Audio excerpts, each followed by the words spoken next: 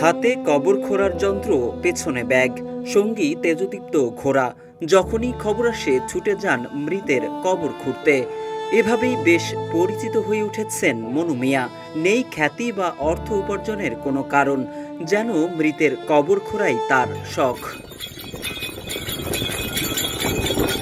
কিশোরগঞ্জ জেলার ইটনা উপজেলার মনু মিয়া কারো মৃত্যু সংবাদ কানে আসা মাত্রই খুন্তি, কোদালসহ প্রয়োজনীয় যন্ত্র নিয়ে ছুটে যান কবরস্থানে।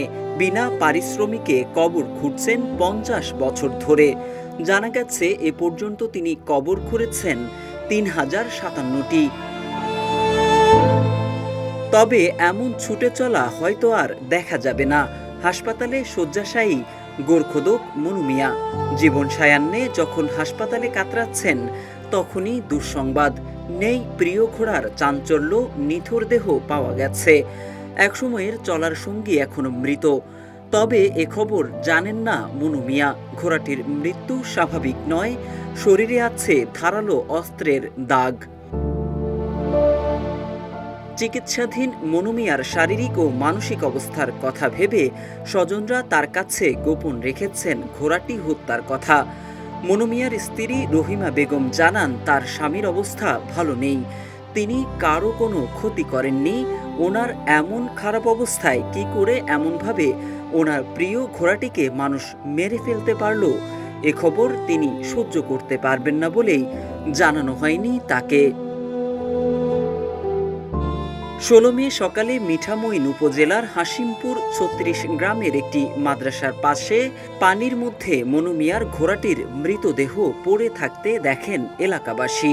ঘোড়াটির বুকে ধারালো অস্ত্রের আঘাত। মনু মিয়ার এমন সংকটকালে এভাবে তার প্রিয় ঘোড়াটিকে মেরে ফেলা হবে, সেটি কেউ মানতে পারছেন না। স্থানীয়রা ঘোড়াটি হত্যার বিচার দাবি করেছেন।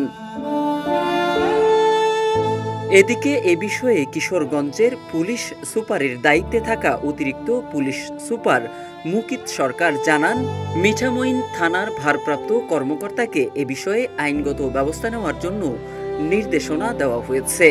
জানালেন, অভিযোগ পাওয়া মাত্রই নেওয়া হবে আইনানুগ ব্যবস্থা।